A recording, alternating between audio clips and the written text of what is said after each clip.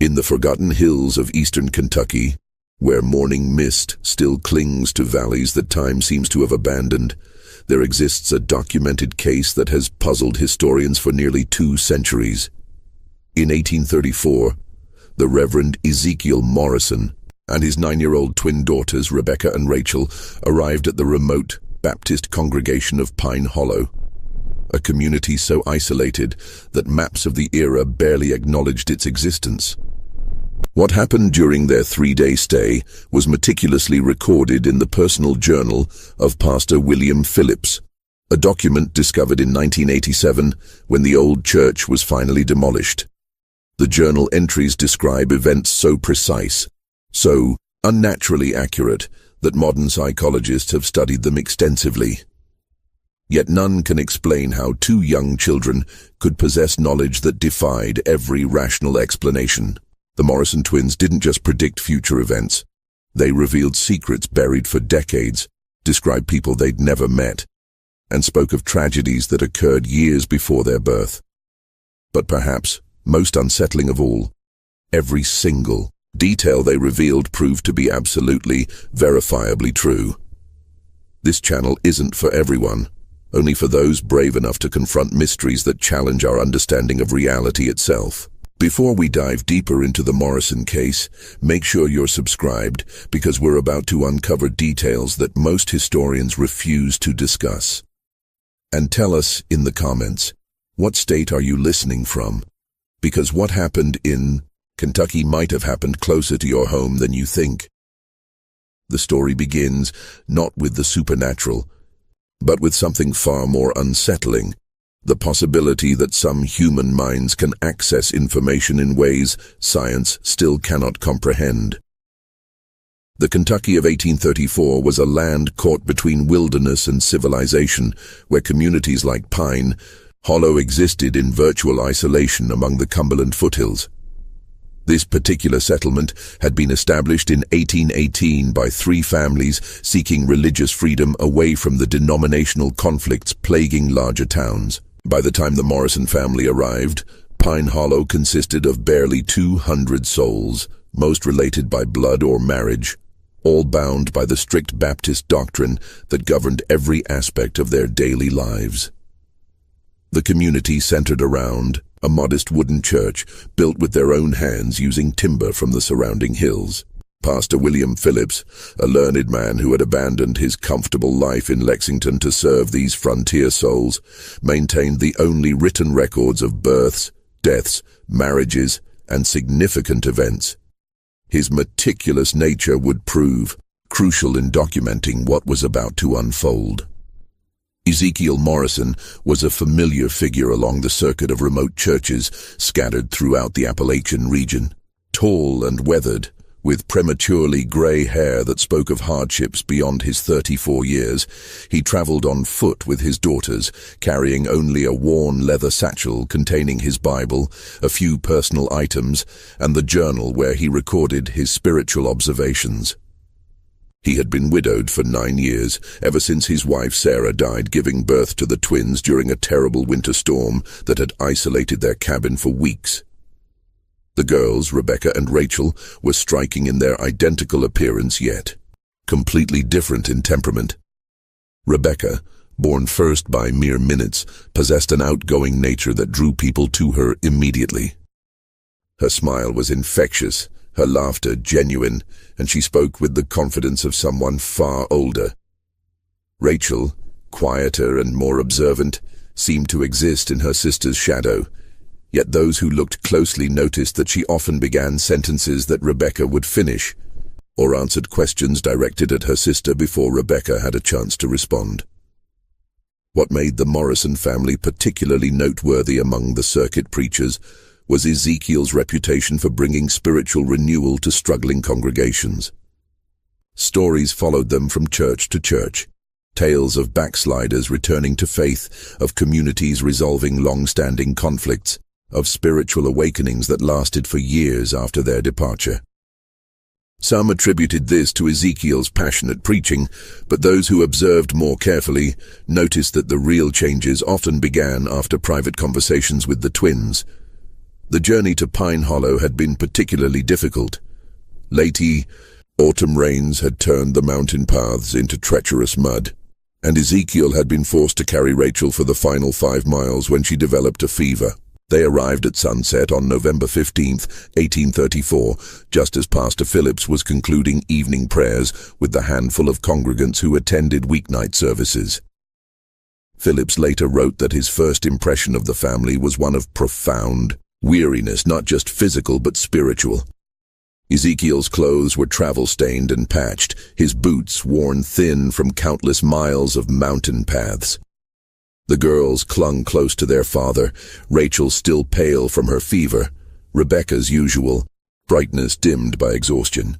Yet something in their eyes, an alertness, an awareness that seemed inappropriate for children their age, made Phillips feel inexplicably uneasy. The congregation of Pine Hollow had extended hospitality to many traveling preachers over the years. But there was something different about the Morrisons from the very beginning. That first evening, as the family shared a simple meal with the Phillips family, Rebecca asked the pastor's wife about her garden, specifically inquiring whether the roses by the eastern fence had recovered from the blight that nearly killed them 3 summers ago. Mrs. Phillips had dropped her spoon, staring at the child in amazement. The rose blight had indeed occurred 3 years prior, devastating her prized flower garden, but it was not something she had mentioned to anyone outside the immediate community. When pressed, Rebecca simply smiled and said she had dreamed about roses while walking, and somehow knew that Mrs. Phillips grew the most beautiful ones in the county.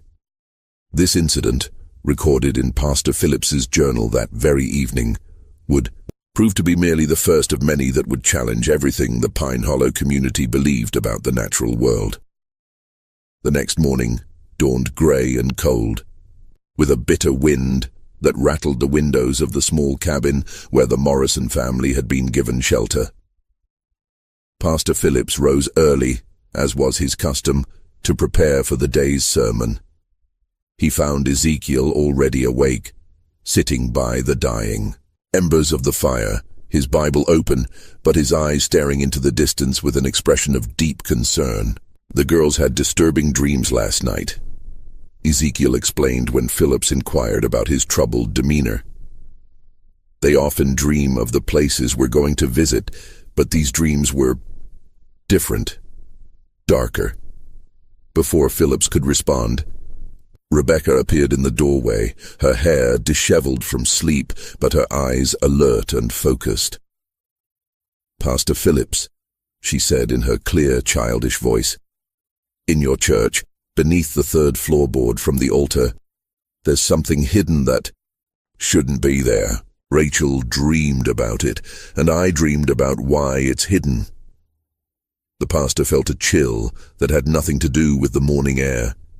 He had indeed hidden something beneath those exact floorboards, a bottle of whiskey that represented his ongoing struggle with temptation. Not a soul knew about it.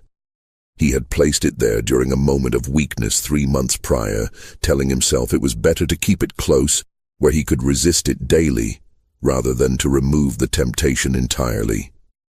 It was a secret that shamed him deeply, one he had confessed only to God in his private prayers. "What exactly did you dream, child?"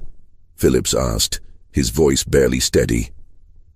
Rachel emerged from the shadows behind her sister, moving with that peculiar, silent grace that seemed to characterize her every action.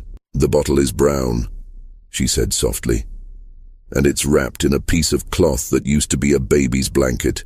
A blue blanket." Phillips sank into his chair as if his legs could no longer support him. The cloth was indeed a remnant of a baby blanket.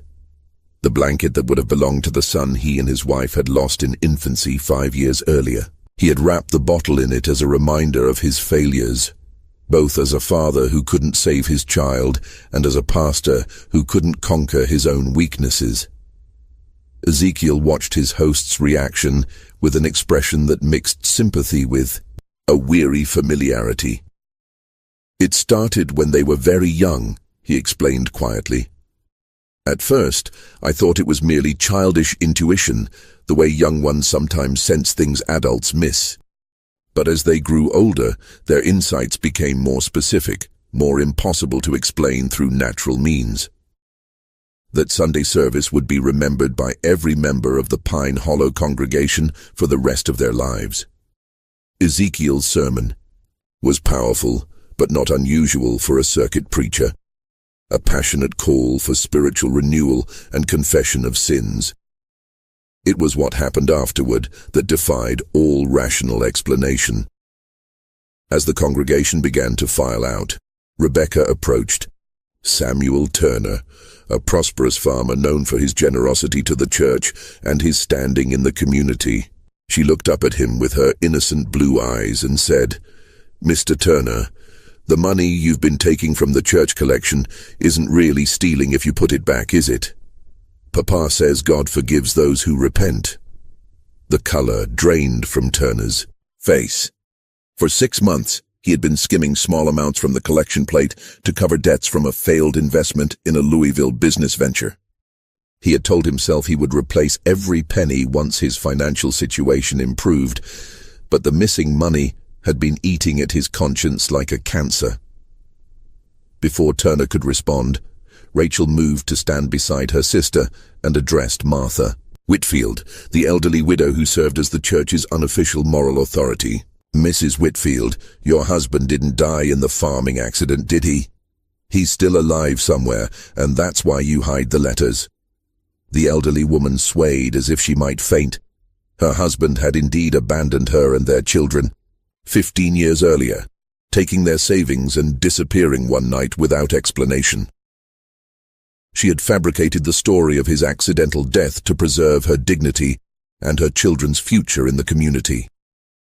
The letters, Rachel mentioned, were the occasional correspondence she received from him, pleading for forgiveness and describing his new life in Missouri. She had never spoken of them to anyone. One by one, the twins moved through the congregation, speaking quietly to various members. To Dr. Hayes, they mentioned patients who had died under his care due to his lack of proper medical training. To the Miller family, they spoke knowingly of the son they kept hidden in their attic, a young man whose simple mind made them ashamed before their neighbors. To young Thomas Brett, they described in detail his secret meetings with Elizabeth Carter, the married woman whose husband traveled frequently on business. Each revelation was delivered with childlike innocence, without judgment or malice, as if the girls were simply sharing observations about the weather. Yet the accuracy of their statements was so precise, so impossible, that the congregation stood frozen in a mixture of terror and awe. Pastor Phillips watched in horrified fascination as his orderly community was turned inside out by 2 9-year-old children who spoke of secrets that should have been known only to God. But it was Rebecca's final statement that would haunt him for the rest of his days. She walked to the front of the church, stood before the altar, and placed her small hand on the wooden cross that had been carved by the church's founding members. "This is sacred ground," she said, her voice carrying clearly through the silent sanctuary. "But it's been stained by what happened here before. The Whitman family didn't die in a house fire, did they, Pastor Phillips? They died right here in this very room, and some of you know exactly why." The silence that followed was deafening. Even the wind outside seemed to have stilled, as if nature itself was waiting for someone to respond to this impossible accusation. The revelation about the Whitman family struck the congregation like a physical blow. Pastor Phillips, his face pale as morning frost, gripped the pulpit so tightly his knuckles went white. The Whitman tragedy was Pine Hollow's deepest secret, a wound that had never properly healed despite 16 years of collective silence. 1818, when Pine Hollow was still a struggling settlement of barely 50 souls, the Whitman family had been among its most prominent members.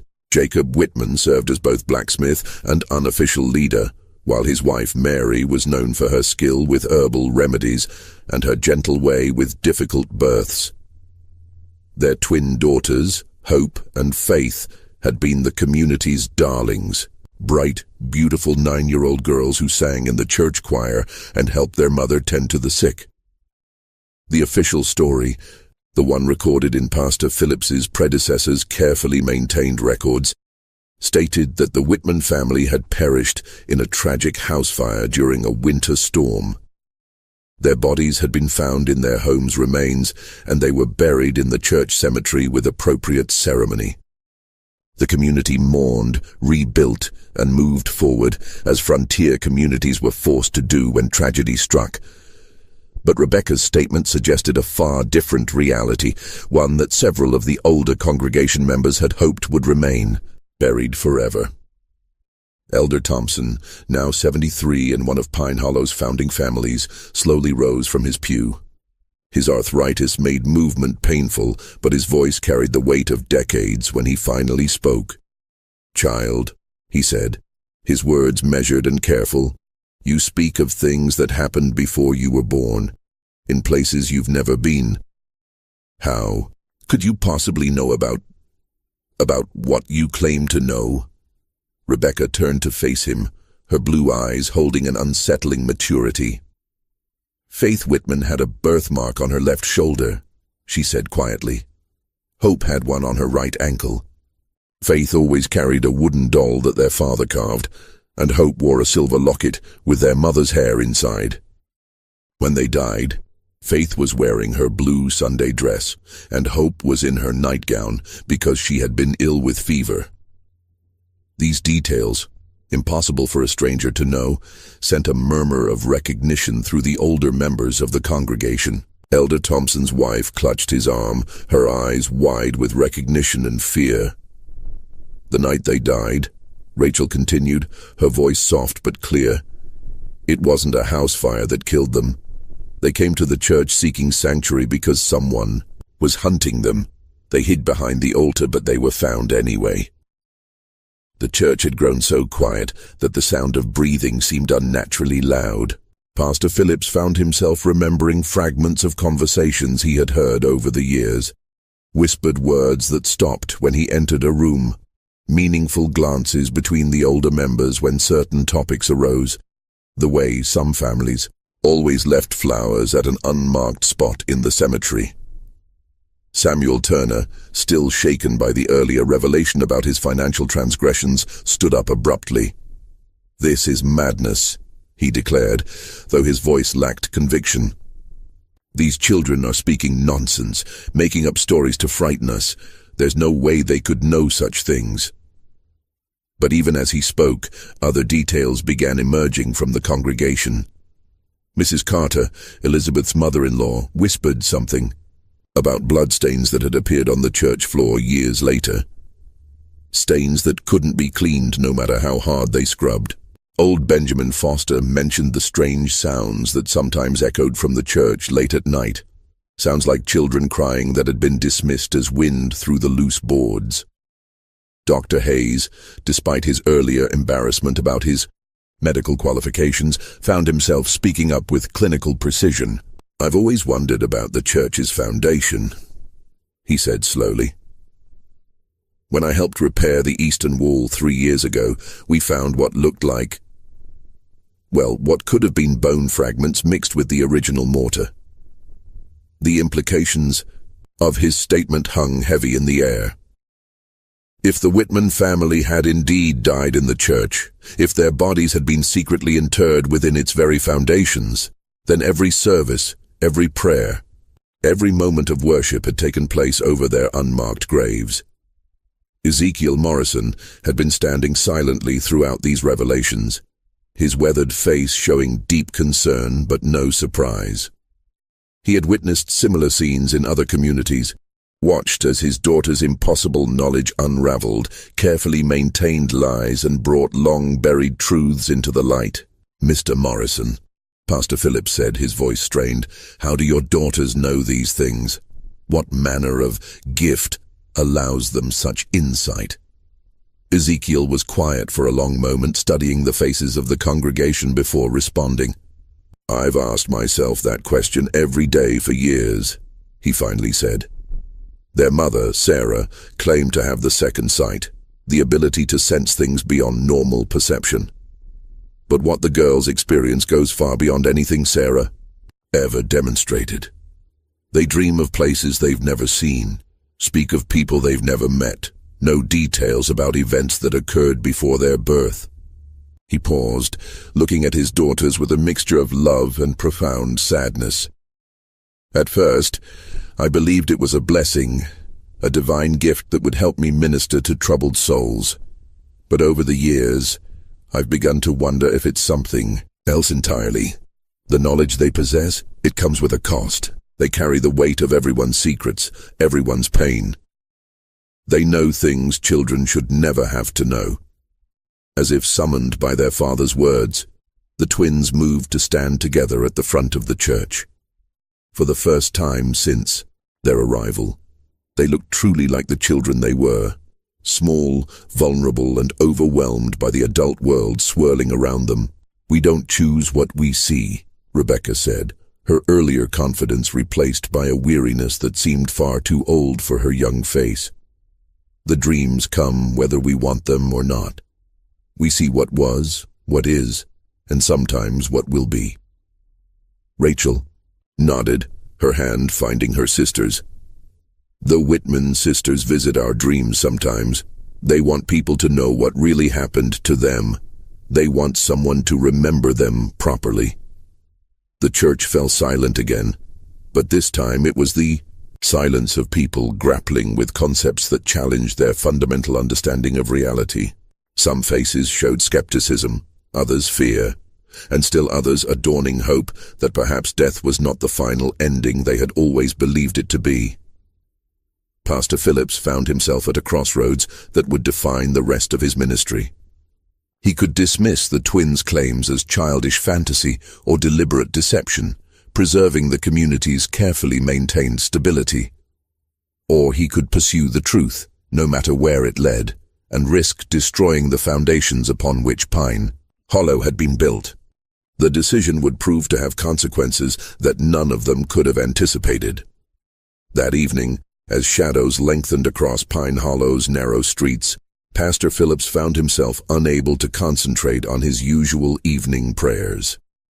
The twins' revelations had shaken him to his core, not just because of their accuracy, but because they had forced him to confront questions he had been avoiding for years. He had arrived at Pine Hollow 5 years earlier, eager to serve God in the wilderness and to escape the theological controversies that plagued the more established churches in Kentucky's larger towns. His predecessor, Pastor Mordecai Hayes, had left behind meticulous records of births, deaths, and significant events, but Phillips had always noticed gaps in the documentation from the settlement's earliest years. The winter of 1818 in particular seemed oddly sparse in recorded details. There were entries about harsh weather, supply shortages, and the deaths of several elderly residents, but the Whitman family's tragedy was mentioned only briefly. Jacob Whitman, his wife Mary, and their twin daughters Hope and Faith perished in a house fire on the night of December 21st. Their earthly remains were committed to the ground with appropriate Christian ceremony. What had always struck Phillips as strange was the lack of detail about such a significant event. Pastor Hayes had been thorough in his documentation of even minor incidents, yet the death of an entire family, particularly one as prominent as the Whitmans, had been recorded with unusual brevity. Determined to understand what the Morrison twins might have uncovered, Phillips began searching through the church's stored records with new eyes. Hidden beneath years of accumulated documents, he discovered a small leather journal he had never seen before. The pages were water-stained and fragile, but the handwriting was clearly Pastor Hayes's own. What Phillips read by candlelight that night would change his understanding of Pine Hollow's history forever. The journal revealed that Pastor Hayes had been deeply troubled by the circumstances surrounding the Whitman family's death. According to his private notes, Jacob Whitman had discovered something disturbing about certain members of the community, something significant enough that he had demanded a public confession and reparation. The nature of the discovery wasn't clearly stated, but Hayes's entries suggested it involved financial impropriety and possibly worse. On the night of December 20th, 1818, Jacob Whitman had apparently confronted several community leaders in a heated meeting that lasted until well after midnight. Hayes wrote of raised voices, accusations of theft and corruption, and threats of exposure that would destroy the reputations of some of Pine Hollow's most respected families. The final entry, dated December 22nd, was particularly chilling. "The Lord forgive us all for what was done." Jacob and his family came to the church seeking sanctuary, but they were followed. I heard the children crying, then silence. When morning came, we found them as they had been left. Elder Thompson and the others insisted we must protect the community's future, that the truth would destroy us all. I have agreed to their plan. May God have mercy on my soul. Phillips set down the journal with trembling hands. The implications were staggering. The Whitman family hadn't died in a house fire at all. They had been murdered in the church itself, and the community's leaders had conspired to cover up the crime. But how could the Morrison twins possibly know details that had been hidden for 16 years? How could they describe the children's clothing, their personal belongings, their physical characteristics with such precision? His contemplation was interrupted by a soft knock at his door. Opening it, he found Rebecca standing in the moonlight, still wearing her simple dress, but with her hair neatly braided as if she had been awake and preparing for something important. "Pastor Phillips," she said in her clear, childish voice, "you found Pastor Hayes's journal, didn't you? The one he hid behind the loose stone in the foundation?" Phillips stared at her in amazement. He had indeed found the journal in exactly that location, guided by a subtle draft that had led him to discover the loose stone. "How did you know where to tell me to look?" he asked. "Faith showed me in a dream," Rebecca replied matter-of-factly. "She said Pastor Hayes was a good man who was forced to do bad things. She wanted someone to know the truth." The casual way she spoke of receiving guidance from a long-dead child sent chills down Phillips's spine. "Rebecca," he said carefully, "what exactly do you see when you have these dreams?" The child's expression grew serious, and for a moment Phillips could see the burden she carried. "We see everything," she said simply. "Not just what happened, but why it happened. The men who killed the Whitman family didn't plan to hurt anyone. They just wanted Jacob to stay quiet about what he'd discovered." "What had he discovered?" Rebecca looked past him into the cabin where he could see Rachel sitting by the window staring out at the church cemetery. "The money for the church building didn't come from donations," she said.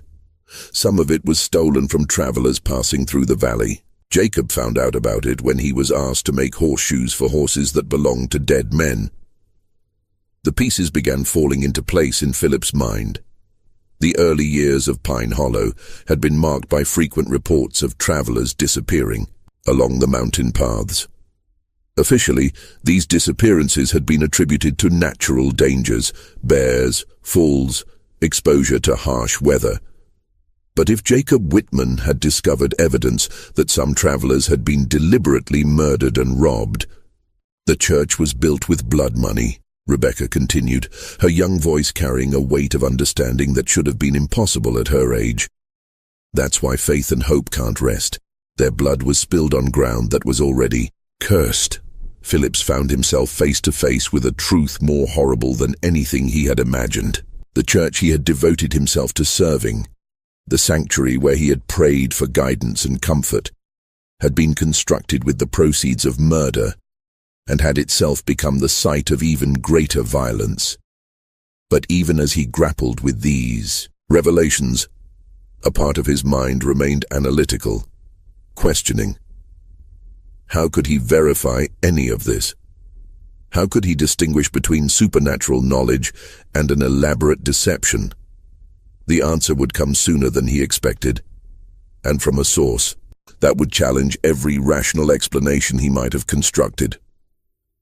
The next morning brought an unexpected visitor to Pine Hollow.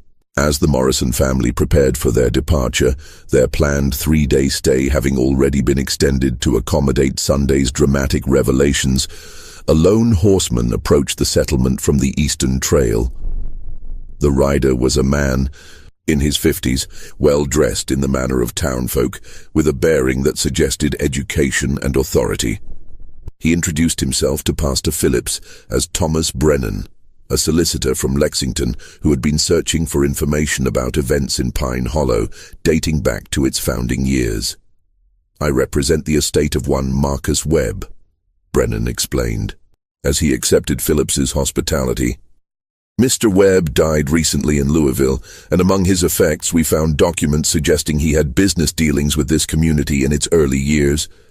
I'm attempting to trace the disposition of certain funds that may have been irregularly transferred." Phillips felt his blood chill. Marcus Webb was a name that had appeared in Pastor Hayes's secret journal, one of several travelers who had disappeared along the mountain paths in 1818 and 1819. According to Hayes's notes, Webb had been carrying a considerable sum of money intended for land purchases in Tennessee. Before Phillips could formulate a response, Rebecca appeared at his elbow with that uncanny timing that characterized so many of her appearances. She looked up at Brennan with curious eyes and said, "Mr. Webb had a gold watch with his initials engraved inside the cover. It had a crack across the crystal because he dropped it when he fell from his horse." Brennan's composure cracked visibly. "How could you possibly know about Marcus Webb's watch?" he demanded. "That detail was mentioned only in his personal correspondence with his brother." Rachel materialized beside her sister, as if summoned by some invisible signal. "The watch is buried behind the church," she said quietly, "along with his money. Bag and his horse's bridle. Elder Thompson put them there after what happened on the trail." The implications struck Phillips like a physical blow. If the twins were correct, if Marcus Webb's personal effects were indeed buried behind the church, it would prove that their knowledge extended far beyond what any normal child could possess. More importantly, it would provide tangible evidence of the crimes that had funded Pine Hollow's early development. Brennan dismounted his horse with urgent purpose. "I demand that we excavate the area immediately," he declared. "If what these children claim is true, we're looking at evidence of robbery and murder." Elder Thompson, who had been observing the exchange from a distance, approached with obvious reluctance.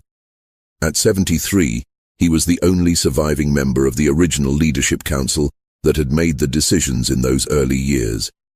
His weathered face showed a mixture of resignation and defiance.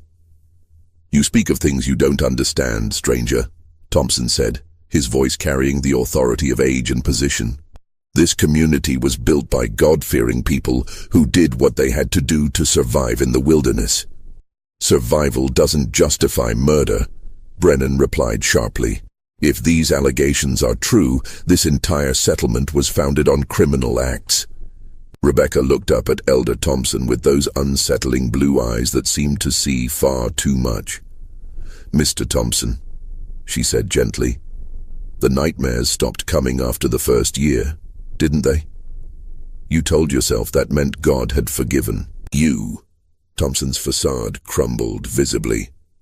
"Child," he whispered, "you couldn't know about, no one knows about the dreams where Marcus Webb begged you to let him go." Rachel continued, her soft voice carrying clearly in the morning air. "About how you see his face every night before you fall asleep?"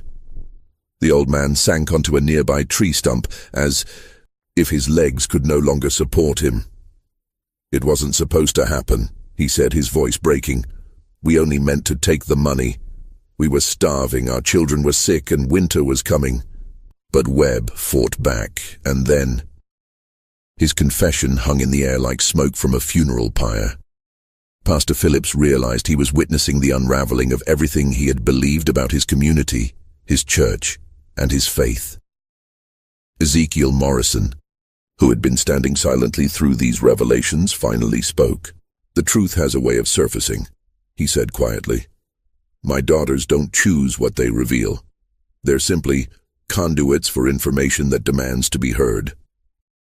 Brennan wasted no time in organizing an excavation party. Within hours, several men from the community were digging behind the church, guided by the twins' precise directions. Pastor Phillips watched with growing dread, knowing that each shovelful of earth brought them closer to evidence that would destroy Pine Hollow's carefully constructed mythology. They didn't have to dig deep. 3 feet below the surface, their shovels struck something metallic. Carefully brushing away the soil, they uncovered a tarnished gold pocket watch, its crystal indeed cracked as Rebecca had described. The initials MW were clearly visible inside the cover. Beside the watch lay a leather money bag, its contents long since deteriorated but its presence undeniable. The horse's bridle, though rotted by years of burial, was still recognizable for what it had been. Brennan examined each item with the methodical precision of a man accustomed to building legal cases. "This watch matches the description in Marcus Webb's correspondence exactly," he announced. "The crack across the crystal, the engraving, even the unusual chain link, everything is precisely as his brother described it." But it was Elder Thompson's reaction that provided the most damning confirmation. The old man stared at the recovered items with the expression of someone seeing ghosts, his lips moving in what might have been prayer or confession.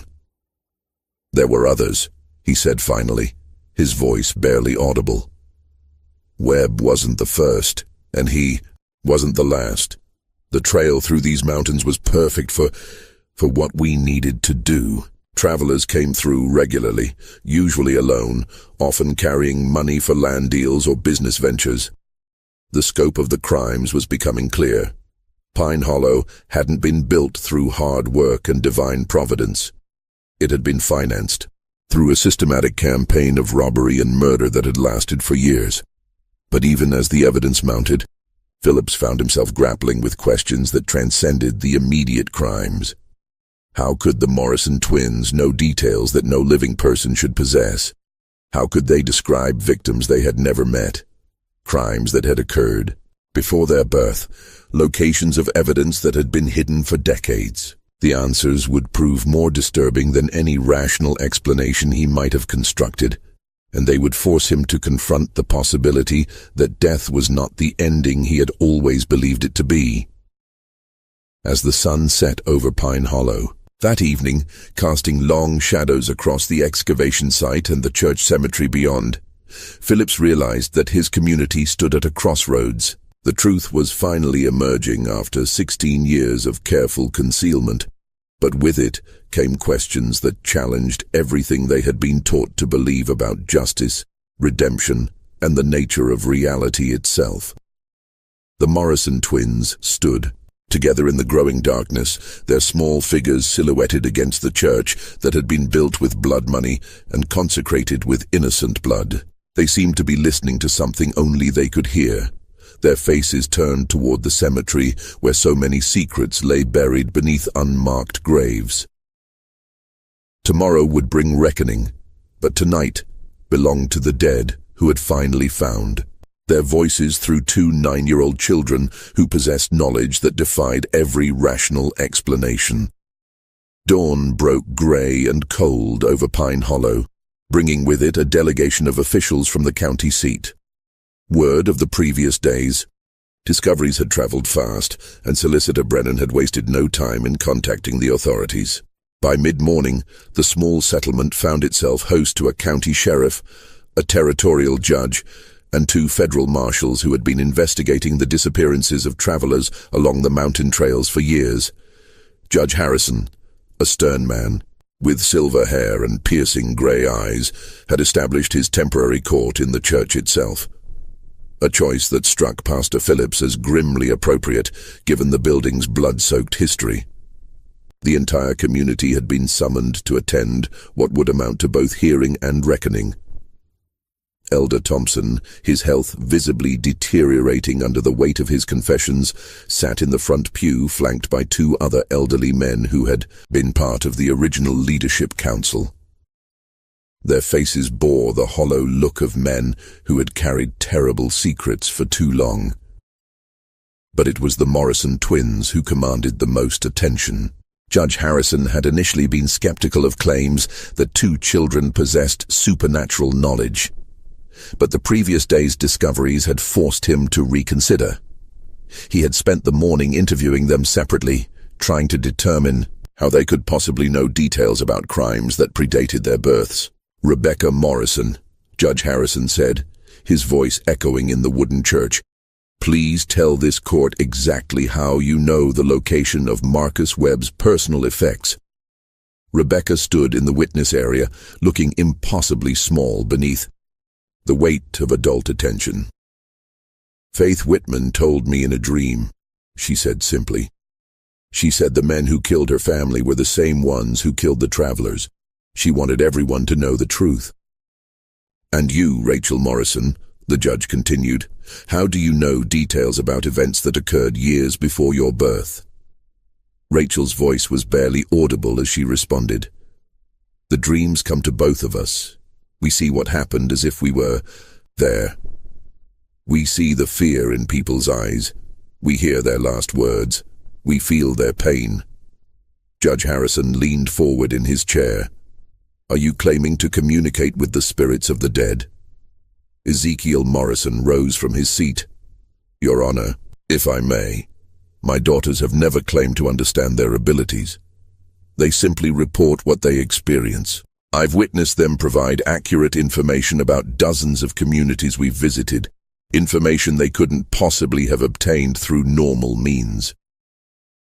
Sheriff Mackenzie, a practical man more concerned with evidence than supernatural claims, addressed the twins directly. "Can you tell us how many people were killed along these mountain trails?" Rebecca and Rachel exchanged one of their meaningful glances before Rebecca answered. 11 men over 3 years. Most were traveling alone with money for land purchases or business ventures. One was a preacher like Papa, but he carried gold coins sewn into his saddle. The specificity of their answer sent murmurs through the assembled crowd. Rachel continued where her sister left off, their tag-team delivery, as unsettling as always. The preacher's name was Samuel Collins. He was going to establish a new church in Tennessee. His horse was a bay mare with a white star on her forehead. Sheriff Mackenzie consulted a worn notebook he had pulled from his coat. His face grew pale as he found the entry he was looking for. "Samuel Collins disappeared along this route in September of 1819, he confirmed. "The description of his horse matches our records exactly." But it was what happened next that would shake everyone present to their very core. Elder Thompson, his hands trembling with age and guilt, struggled to his feet. "Your Honor," he said, his voice cracking, "I can bear this burden no longer. What these children say is true, every word of it. But there's something else, something worse than the murders we committed." The church fell silent, except for the sound of wind through the loose boards and the distant cry of a hawk circling overhead. "The Whitman family," Thompson continued, tears streaming down his weathered cheeks. "They didn't just stumble upon evidence of our crimes. Jacob Whitman was my brother-in-law. I confided in him about what we were doing, thinking family loyalty would keep him quiet.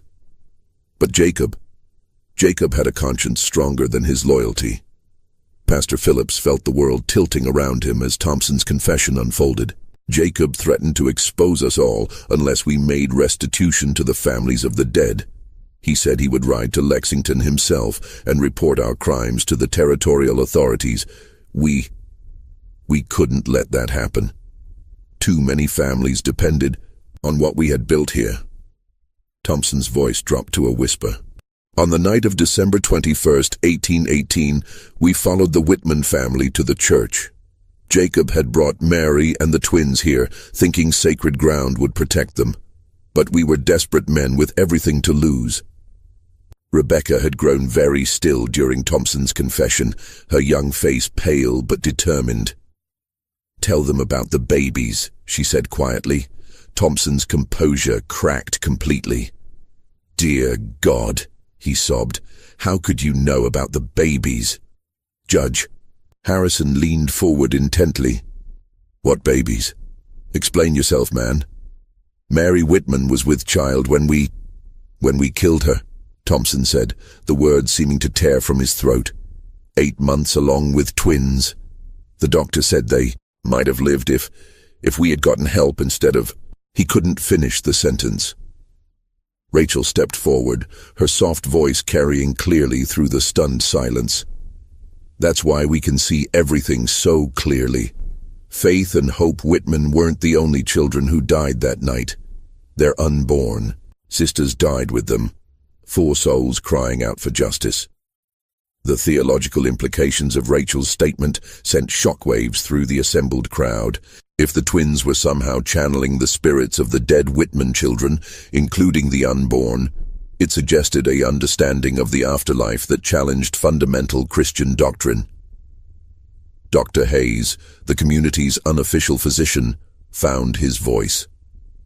"I assisted with the burial," he said slowly. We found evidence of the pregnancy, but we told ourselves the babies had been too young to have souls, that they wouldn't need proper burial rites. Every soul matters to God, Ezekiel, Morrison said firmly. Every life, no matter how brief, has eternal significance. But Judge Harrison was more concerned with earthly justice than theological debate. "Mr. Thompson, are you confessing to the murder of Jacob Whitman, his wife Mary, their twin daughters, and 2 unborn children?" "I am," Thompson replied, his voice hollow with despair. "And to the murders of 11 travelers who trusted us with their lives. We are all guilty, myself, Samuel Bradford, and Marcus Perry. We planned it together, we carried it out together, and we've hidden it together for 16 years. The 2 other elderly men named in Thompson's confession sat in stunned silence, their faces masks of resignation and terror. The weight of 16 years of collective guilt had finally become too heavy to bear. Sheriff Mackenzie stood and began placing the 3 men under arrest, but Judge Harrison raised a hand to stop him. "Before we proceed with formal charges," the judge said, "I need to understand how these children could possibly know details that were never recorded, never spoken of, never shared outside the circle of perpetrators." Rebecca looked up at the judge with those unnaturally knowing blue eyes. "Your Honor," she said in her clear, childish voice, "some truths are too big to stay buried forever. The Whitman sisters and their unborn babies have been waiting 16 years for someone to hear their story." "But how do you hear them?" Judge Harrison pressed. "What mechanism allows this communication?" Rachel joined her sister at the front of the church. "We don't understand it any more than you do," she said honestly. "Ever since we were very small, we've had dreams about places we've never been and people we've never met. Papa says our mama had the gift of second sight, but what we experience is different." "Different how?" Rebecca and Rachel exchanged one of their meaningful glances before Rebecca answered. "Mama could sense things about living people, their emotions, their intentions, their hidden thoughts. But we see beyond that. We see the echoes that tragedy leaves behind, especially when innocent blood is spilled." Ezekiel Morrison had been listening to his daughters with growing concern. "Your Honor," he said, "I've spent years trying to understand my daughter's abilities. I've consulted with ministers, doctors, and scholars throughout Kentucky and Tennessee. None can explain it, but all have witnessed its accuracy." Judge Harrison was quiet for a long moment, studying the twins with a mixture of fascination and unease. "Miss Rebecca, Miss Rachel," he said finally, "if you truly possess this gift, then perhaps you can tell us where the bodies of the other victims were disposed of." The question hung in the air like incense smoke, heavy with implication. If the twins could locate the remains of Marcus Webb and the other murdered travelers, it would provide the final proof needed to close cases that had baffled authorities for years. Rebecca closed her eyes as if listening to something only she could hear. "Some are in the old mine shaft east of town," she said after a moment. "Others were thrown into Devil's Creek, where the current runs deepest. But 3 were buried beneath the church floor, their bones mixed with the foundation stones." The revelation that 3 murder victims had been interred beneath the church itself sent a collective shudder through the congregation. Pastor Phillips realized with horror that he had been conducting services, celebrating communion, and offering prayers for salvation while standing directly over the unmarked graves of innocent men. Sheriff Mackenzie looked to Judge Harrison for direction. "Your Honor, if we're to verify these claims, we'll need to excavate the church floor itself." "And we will," Judge Harrison replied grimly. "But first, I want to understand the full scope of these crimes." He turned back to Elder Thompson. "Where is the money stolen from these victims? What was done with their possessions?" Thompson gestured weakly toward the church building around them. "Everything went into building our community. The church, the school, the mills, all of it was built with blood money. We told ourselves we were creating something good from something evil, that God would forgive us if we used the money for righteous purposes." "And the victims' families?" Judge Harrison asked. "Did any of you consider the wives, children, parents who never learned what happened to their loved ones?" It was Rachel who answered, her young voice carrying a weight of sadness that seemed inappropriate for her age. "Marcus Webb had a wife named Elizabeth and 2 young sons. Samuel Collins was engaged to be married to a woman named Catherine who waited for him until she died of consumption 3 years later. Most of the others had families who spent years wondering, hoping, grieving without closure." The specificity of her knowledge about the victims' personal lives was perhaps the most unsettling aspect of the entire ordeal. These weren't just names and dates. The twins spoke of the murdered men as if they had known them personally, as if they carried the weight of their unfulfilled dreams and abandoned responsibilities. Judge Harrison stood and addressed the assembled crowd. "This court will recess while we conduct a thorough investigation of the claims made here today. Sheriff Mackenzie will coordinate the excavation of the church floor and the search of the locations identified by the Morrison children. Elder Thompson, Samuel Bradford, and Marcus Perry will remain in custody pending formal charges." As the 3 elderly men were led away in shackles, the congregation began to disperse in stunned silence. 16 years of carefully maintained lies had crumbled in a single morning, leaving a community to grapple with the knowledge that their entire foundation was built on murder and deceit. But for Pastor Phillips, the most disturbing questions remained unanswered. How could 2 9-year-old children possess knowledge that defied every natural law? What did their abilities suggest about the nature of death, the persistence of consciousness, and the possibility of communication between the living and the dead? The Morrison twins stood together in the emptying church, their small figures dwarfed by the magnitude of what they had revealed. They seemed tired, drained by the emotional weight of channeling so much pain and injustice. "Papa," Rebecca said, quietly, "can we leave now? The voices are getting louder, and it's hard to keep them all straight." Ezekiel Morrison gathered his daughters close, his weathered face showing deep concern for the burden they carried. "Soon," he promised. "But first, we need to help these people understand what you've shown them." As the sun reached its zenith over Pine Hollow, casting sharp shadows across the church cemetery and the excavation site behind the building, the community prepared for revelations that would challenge everything they thought they knew about. Justice, redemption, and the eternal consequences of earthly actions. The truth was finally emerging from 16 years of darkness. but with it came questions that would haunt everyone present for the rest of their lives.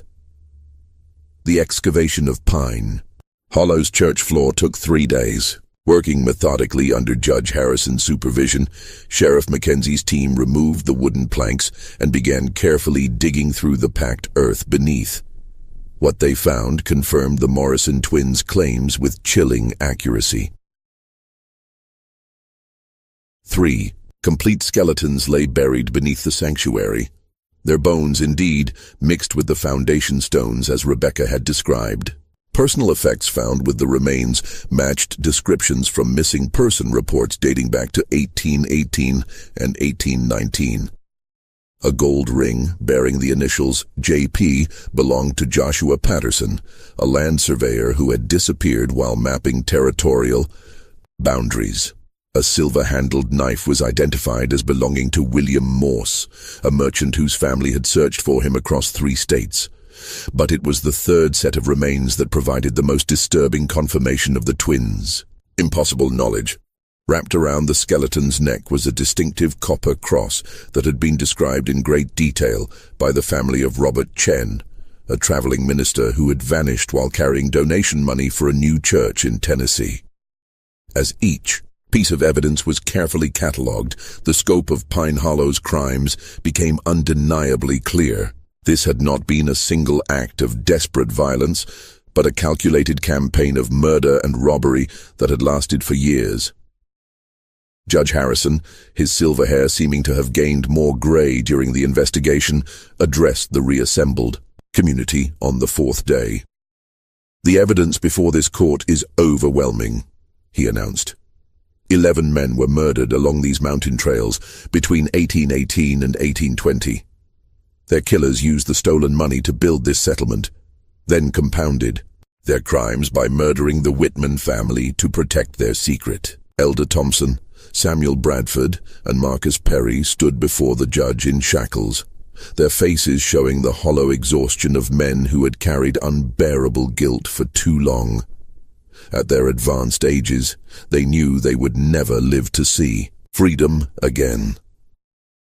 "The most disturbing aspect of these crimes," Judge Harrison continued, "is not their brutality, but their calculated nature. These men didn't kill in passion or desperation.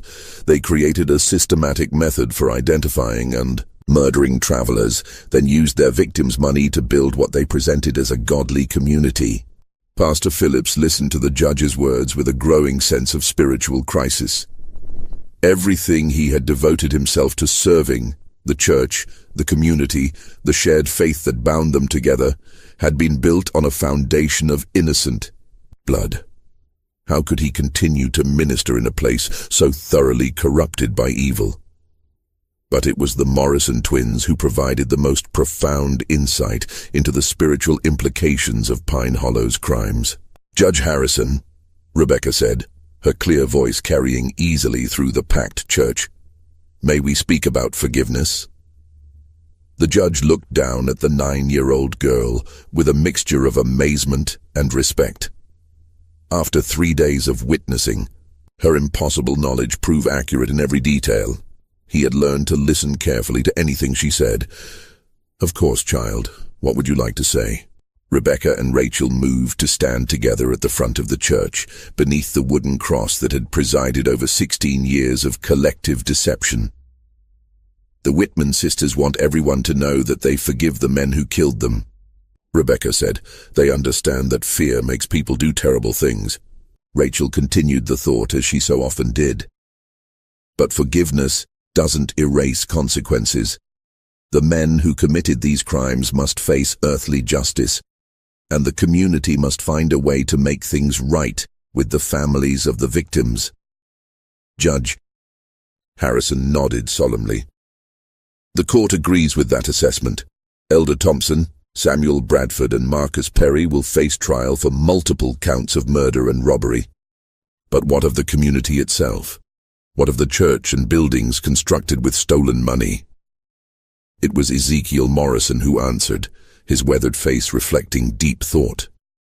"Your Honor, in Scripture we find that the sins of the fathers need not be visited upon the children if the children choose righteousness over convenience. This community can be redeemed, but only through confession, restitution, and genuine repentance. Pastor Phillips found his voice for the first time since the investigation began. The church building itself must be consecrated anew, he said, firmly.